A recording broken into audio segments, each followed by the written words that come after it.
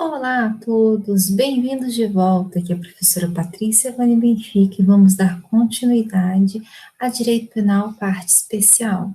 Iremos trabalhar hoje alguns crimes contra o patrimônio. Iremos iniciar com o artigo 155 do Código Penal. Mas antes disso, que tal uma frase motivacional? Que importa o mal que te atormenta, se o sonho te contenta e pode realizar-se? Filme da Disney, né, Cinderela. Não importa como nós estamos hoje em dia, quais os desafios que estejamos passando, nós temos que ter o sonho, nós temos que correr atrás, e nós temos que poder nos realizar através do nosso trabalho árduo. Então vamos estudar um pouquinho, né? Crimes contra o patrimônio. Qual é a objetividade jurídica? Qual é o bem da vida protegido? O patrimônio. E não só a proteção à propriedade, mas também aqui há uma proteção patrimonial da posse e detenção legítima, sempre de coisa móvel, tá? Quando se trata do artigo 155 e 156, que vai ser o tema hoje a ser tratado, tá? Mas e se professor, e se a posse for ilegítima, não vai ter uma tutela? Vai ter uma tutela, mas não estará no artigo 155 ou 156, tá? Aquele famoso ditado, ladrão que furta ladrão tem 100 anos de perdão, não tem não. Se o ladrão furta o ladrão, haverá crime. Crime contra o patrimônio, crime de furto, onde a vítima continua sendo o legítimo possuidor, né? O proprietário, o detentor, o possuidor daquele bem que foi subtraído. Então, aqui nós estamos trabalhando com a proteção da propriedade, da posse e da detenção legítima. O artigo 155, ele começa a trabalhar, né, ele começa a tratar dos crimes contra o patrimônio, é o primeiro deste capítulo. E aí vai trabalhar o seguinte: subtrair para si ou para outrem coisa alheia móvel. O primeiro ponto que nós temos que tratar é quem pode cometer esse crime. Qualquer pessoa, salvo o legítimo dono. Ah, mas professor, e se esse bem que estava na posse de terceiro e foi o dono que o pegou de volta? Olha, a gente pode estar até diante de um 345, 346, né, exercício arbitrário das próprias razões, ou de furto de coisa comum do 156, mas nós não estaremos aqui no 155. Já o sujeito passivo é qualquer pessoa, física ou jurídica, proprietária, possuidora ou detentora daquela coisa alheia, imóvel. E aí eu já falo para vocês, essa coisa alheia, imóvel, é exatamente o meu objeto jurídico. Desculpa, o meu objeto material, desculpa. É o objeto material deste delito, né? E lembrando que alheia, para poder configurar o crime, e se for coisa de ninguém, res nullius, ou coisa abandonada, res delicta, não tem crime, é fato atípico. E se for coisa perdida, nós poderemos ter o crime do 169, parágrafo único, inciso 2, que é a apropriação de coisa achada. Então, aqui não é nem coisa de ninguém, nem coisa perdida, nem coisa abandonada, no 155. Também essa coisa deverá ser móvel. E aí tome muito cuidado, porque no direito penal há uma ampliação do direito civil. Aqui, no direito penal, um navio pode ser objeto de furto. Já no direito civil, a aeronave, embarcações, elas não são consideradas coisas móveis. Ou algo retirado de um prédio, ainda assim ele continua a ser parte daquele prédio para o direito civil. Já no direito penal, todos os bens capazes de serem transportados de um local para outro e sem perder a sua real identidade são bens móveis para o direito penal. Ok? Perfeito. Bem, nós temos aqui o tipo subjetivo, que é o dolo, né? A gente tem um ânimos furandi, um ânimos receber a bem de tornar aquilo para si, né? Então, há um dolo para a configuração do delito. Esse delito não tem a modalidade culposa. E a conduta é subtrair. O que é subtrair? Retirar o item, né, o objeto material, do seu legítimo detentor, possuidor, proprietário. Perdão. E aí agora a gente precisa falar do momento em que este delito se consuma. Existem algumas teorias sobre o tema. Nós temos a teoria do contractácio, nós temos a teoria do amócio, ou também chamada de apreensio, nós temos a ablácio, nós temos a ilácio. Se você pensar em uma questão de escala, para a defesa, a ilácio é melhor. Para a acusação, contractácio. Mas essas duas raramente foram apoiadas pela jurisprudência. Nós sempre tivemos um pêndulo entre a amócio, ou apreensio, e a ablácio. Durante muitos anos, a ablácio, que era mais defensiva, era utilizada. Mas nos últimos anos, os tribunais superiores, o STJ, o STF, inclusive nós temos um enunciado, que é o 582 do STJ, no sentido tanto do crime de furto como do crime de roubo, que se configura ali com a amócio. E eu vou explicar cada um. Contractácio, para a teoria contractácio, nós teríamos o crime consumado, crime de furto consumado, com o contato do agente com a coisa. Colocou a mão na carteira da pessoa, mesmo sem tirar do bolso, mesmo sem fazer nada, já está subtraindo, já está consumado o crime de subtração, crime de furto. Para a amócio, que é atual, tá? Você tenha crime consumado, crime de furto consumado, crime de roubo consumado, quando a coisa passa para o poder do sujeito ativo. Mas não é necessário que aquela coisa tenha um longo período de tempo já na posse do meliante, e nem que essa posse seja mansa e pacífica. Inclusive, nas provas cai exatamente essa expressão, posse mansa e pacífica. Então, não é necessário posse mansa e pacífica para a configuração da teoria da consumação, da teoria da amócio. A súmula 582 do STJ dispõe o seguinte: consuma-se o crime de roubo com a inversão da posse do bem, mediante emprego de violência ou grave ameaça, ainda que por breve tempo e em seguida a perseguição imediata ao agente e recuperação da coisa roubada, sendo prescindível a posse mansa e pacífica ou desvigiada. Lembrando, prescindível que não precisa, tá? E nós temos a ablácio, que ocorre após o sujeito ativo passar até a posse, tá? Com a mudança da coisa de um local para o outro. Então, a pessoa pegou a carteira e saiu do local com ela, saiu da residência com a televisão, saiu da cidade com o carro, saiu da rua com o carro, da garagem com o carro. Então, ali você tem uma posse mais tranquila daquele item pelo sujeito ativo do delito. E por último, a ilácio, que o crime se consuma apenas quando a pessoa conseguiu subtrair o bem e levou para o lugar que ele queria. Se ele está no meio do caminho, ainda não haveria o crime consumado. Óbvio, ilácio e contractácio não são aceitas nem como teorias minoritárias, né, no nosso ordenamento. Ainda há, né, tentativas de voltar a ablácio, mas hoje em dia já está meio que padronizado que a amócio é a teoria adotada pelos tribunais superiores. Ok? Bem, e é um crime que cabe tentativa, né? Tem um intercrimes, ali você pode fracionar a execução do crime, então cabe tentativa, é possível a tentativa nesse delito. O parágrafo 3º, ele vai trabalhar com uma equiparação. Ele vai equiparar a coisa móvel à energia elétrica ou qualquer outra que tenha valor econômico, como a água. Então, você tem uma situação onde é possível subtrair esse bem.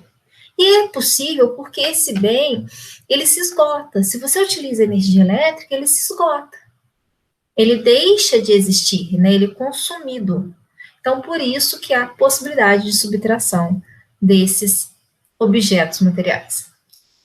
O parágrafo 1º vai falar assim: a pena se aumenta de 1/3 se o crime é praticado durante o repouso noturno.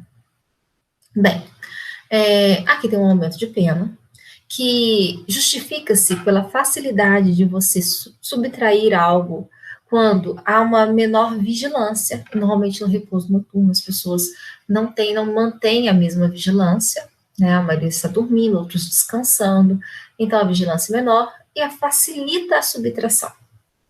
Uma coisa interessante é saber o que é repouso noturno, né? Porque numa roça, as pessoas deitam muito cedo, 7, 8 horas da noite, eles já estão em repouso noturno.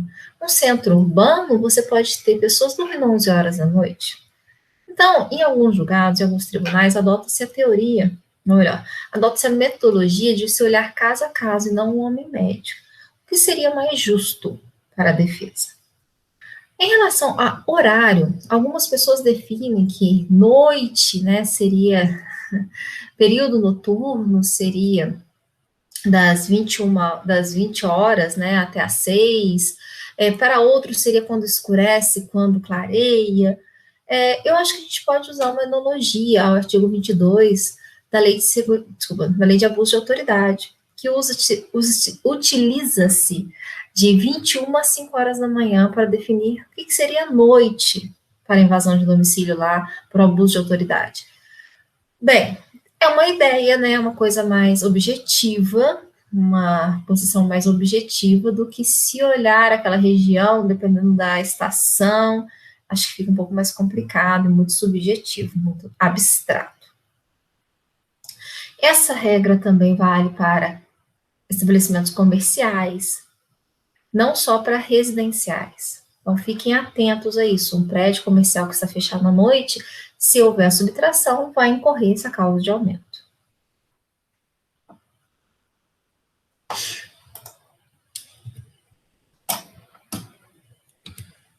Parágrafo 4º. Aqui nós já estamos falando em qualificadoras.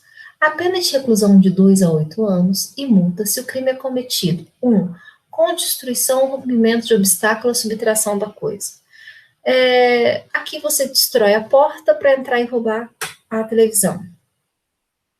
Então, você destrói algo, você arromba um cadeado para poder subtrair. O que acontece é que na legislação existe uma posição atual no sentido de que se você quebra o vidro do carro para subtrair a bolsa que está dentro, não seria correto, não estaria pautado na equidade você ter uma qualificadora para uma subtração de uma bolsa que estava no carro, sendo que se você tivesse furtado o veículo, não seria considerado obstáculo. Seria furto simples se você quebrasse o vidro para subtrair o veículo. Na verdade, você estaria piorando uma situação, sendo que o objeto furtado foi algo muito menor, né? Muito mais no sentido de insignificante, não no sentido de insignificância, mas de menor valor. Então, nós temos uma posição de que se por acaso for quebrado o vidro para subtrair uma bolsa que está dentro, não deve ser aplicada a essa qualificadora. 2. Com abuso de confiança. Então, por exemplo, uma empregada que tem a senha ou a chave do patrão e utiliza essa chave para subtrair. Então, você tem um abuso de confiança. Lembrando, para configurar o abuso de confiança, é necessário, tá, que utilize-se meios que foram baseados na confiança. Se a empregada daquela casa, ela furtou a casa pulando o muro, não utilizou a chave, não utilizou os mecanismos que ela tem, que veio da confiança em relação patrão-empregada, não está configurado o abuso de confiança. Ou mediante fraude, como um furto, né, a contas bancárias através de fraude via internet, escalada, subir muro, cavar buraco, tá? Escalada que não é só para cima. E destreza, que é o batedor de carteira, né? Aquele famoso batedor de carteira. Você tem outra qualificadora. Só lembrando, gente, acabei de falar, né, dei um exemplo, que a fraude mediante saque pela internet, só para completar, a competência para o processamento é definida pelo local em que estiver situada a agência bancária detentora da conta alcançada. Então, vai ser aquela agência bancária ali que vai delimitar a competência territorial. Com emprego de chave falsa. Então, aqui não precisa ter a estrutura de uma chave falsa mesmo, uma chave, mas qualquer mecanismo que utilize para abrir ali como chave. Mediante concurso de 2 ou mais pessoas, também vai ser uma qualificadora. Não me importa aqui se o coautor, né, ali era inimputável, isso não faz diferença, como menor de idade, menor de 18 anos. O parágrafo 4º e o parágrafo 5º também vão trazer qualificadoras. O parágrafo 4º foi incluído em 2018, e traz a pena de reclusão de 4 a 10 anos e multa se houver emprego de explosivo ou de artefato análogo que cause perigo comum. O parágrafo 4º A, ele é hediondo, tá? Ele também foi considerado, incluído pelo pacote anticrime, a Lei 13.964 de 2019, como hediondo. O que acontece é que nós temos um artigo na Lei 13.497, né, que fala da questão do armamento, né, de você ter aquele explosivo, de você andar com aquele explosivo, você transportar explosivo. Para cometer esse crime, por óbvio, né, para que você possa utilizar o explosivo para cometer o furto, você tem que ter transportado ele. E aí eu defendo, né, que vai absorver o artigo 16 pelo parágrafo 4º do artigo, parágrafo 4º A do artigo 155. O parágrafo 5º fala: a pena de reclusão de 3 a 8 anos se a subtração for de veículo automotor que venha a ser transportado para outro estado ou para o exterior. Então, se você subtrai um veículo para levar ele de Minas para São Paulo, para ser vendido em São Paulo, desmanchado em São Paulo, ou para outro país, você vai ter uma pena de reclusão de 3 a 8 anos. A grande questão aqui, ou um ponto-chave aqui, é que não fala em Distrito Federal, fala Estado e exterior. Se você tiver uma interpretação no sentido defensivo, você vai dizer que não pode interpretar aqui Estado como se fosse Distrito Federal, porque Distrito Federal não é um Estado, e isso seria prejudicial para o réu. E, portanto, Distrito Federal não entra aqui. Se você tira de um Estado e leva para o Distrito Federal sem passar em nenhum outro Estado, você estaria, então, excluída o parágrafo 5º e ficaria no furto comum. Doutrinadores que são mais do sistema acusatório, são mais acusação, eles defendem que está subentendido o Distrito Federal aqui no parágrafo 5º. Parágrafo 6º. A pena é de reclusão de 2 a 5 anos se a subtração for de semovente domesticável de produção, ainda que abatida ou dividida em partes no local da subtração. Nós estamos falando do abigeato, né? Da subtração de animais, tipo vacas, porcos, bois. E aí não importa se você subtrai o animal inteiro ou se você mata e tira as partes. De qualquer jeito, você vai ter uma pena qualificada de 2 a 5 anos. Parágrafo 7º. A pena de reclusão de 4 a 10 anos e multa se a subtração não for através de explosivo, mas for de substância explosiva. Então, se você subtrai a dinamite, você está no parágrafo 7º. Substâncias explosivas ou de acessórios que conjunta ou isoladamente possibilitem sua fabricação, montagem ou emprego. Lembrando, o parágrafo 7º, parágrafo 4º A, vieram depois de sucessivos ataques a agências bancárias, né, que acabou aterrorizando várias regiões, inclusive no sul de Minas, nós tivemos ataques sucessivos de organizações criminosas ou associações criminosas para em agências bancárias utilizando explosivo.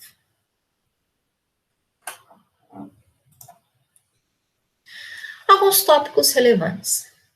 Privilégio de furto qualificado é possível?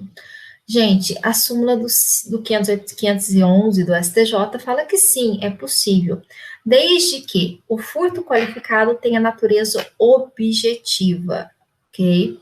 E o privilégio possa casar.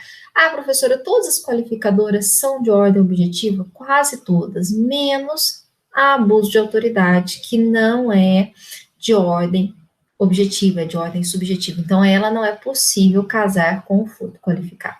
Lembrando que o furto privilegiado é exatamente a questão que nós vimos, né, no parágrafo 2º. Se o criminoso é primário, acho que eu pulei, né? Desculpa. Se o criminoso é primário e é de pequeno valor a coisa furtada, ou seja, se ele tem primariedade e aquela coisa furtada não tem um valor significante, mas também não é insignificante, nós estamos falando de uma borracha, tá? Estou falando, por exemplo, de um relógio de R$ 150. A professora, isso não vai configurar insignificante? Não, ainda mais dependendo para quem, mas é uma coisa de pequeno valor.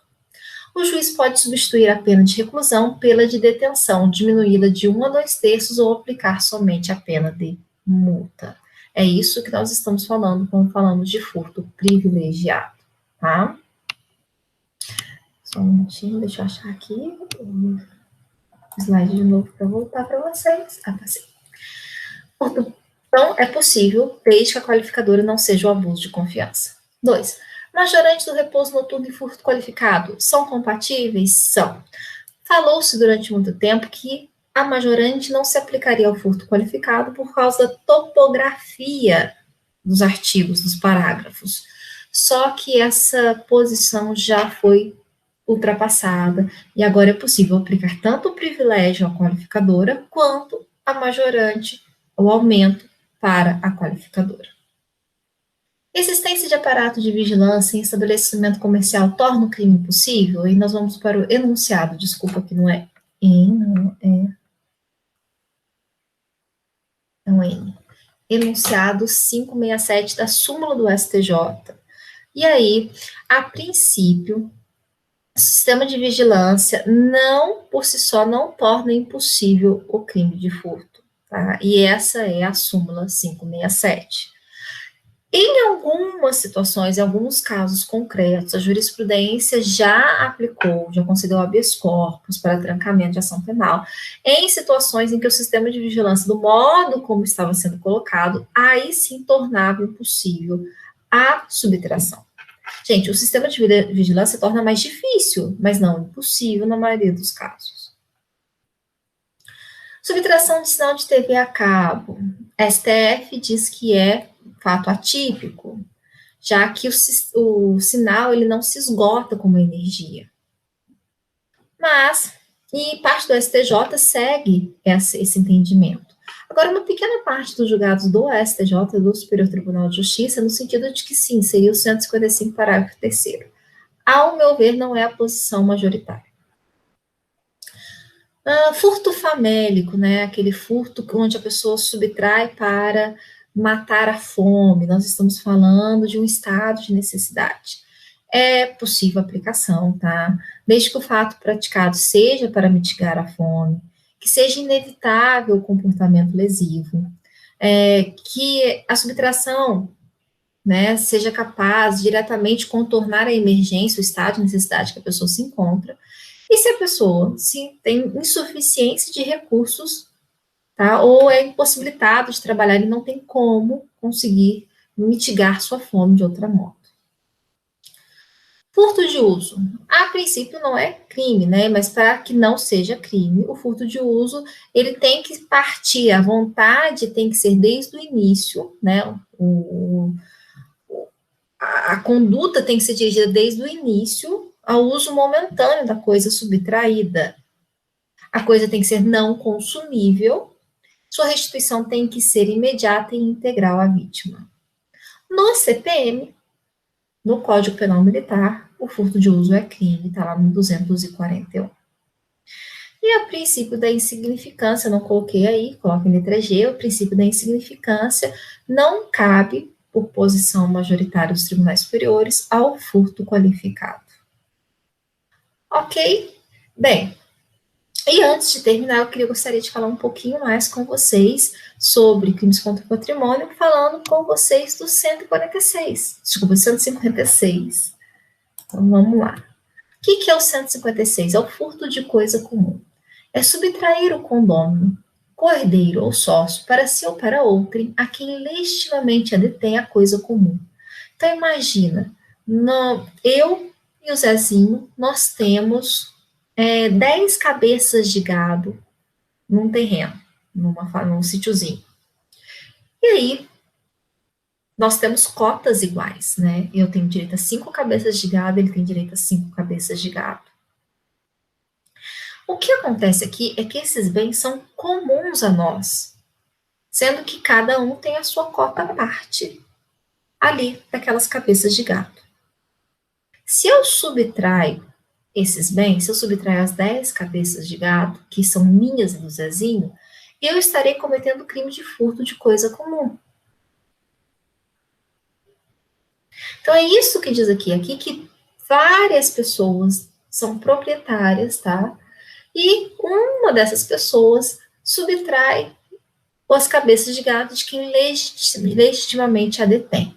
Okay? Então, o Zezinho estava cuidando lá no sítiozinho, eu fui lá e peguei esses itens, né, essas cabeças de gado, e aí então eu fiz um crime, que é o furto de coisa comum. A pena de detenção de 6 meses a 2 anos ou multa. Parágrafo 1º. A ação penal, nesse caso, diferente do 155, no 155 a ação penal pública incondicionada, aqui no 156, a ação penal pública condicionada à representação. E o parágrafo 2º, não é punível a subtração de coisa comum fungível, ou seja, aquela que pode ser substituída por outra, cujo valor não exceda a cota à parte a que tem direito o agente. Então, no meu exemplo, eram 10 cabeças de gado, cada um tinha direito a 50%. Se eu tivesse retirado de lá 5 cabeças, eu não responderia pelo crime, exatamente porque num bem fungível, que é a cabeça de gado, que é o gado, né, não a cabeça, isso que é o gado, eu retirei apenas a minha cota à parte. Então, neste caso, estaria ali o parágrafo 2º, eu não seria punida por este crime 156. Lembrando, a coisa tem que ser fugível, poder ser substituída por outra de igual natureza, e tem que ser dentro da minha cota à parte. Se eu for lá e tirar os 10 gados, os 10 cabeças de gados, aí sim eu estaria cometendo 156. Mas se eu tirasse 6, né? Porque minha cota era só 5. Se eu tirasse 6, já estaria correndo no 156. Bem, agradeço a todos agora por me acompanharem. Sigam o canal, sigam o meu Instagram, @Pati_Benfica, Benfica com M de Maria. E fiquem atentos para outras dicas e aulas sobre direito penal e direito civil. Muito obrigada.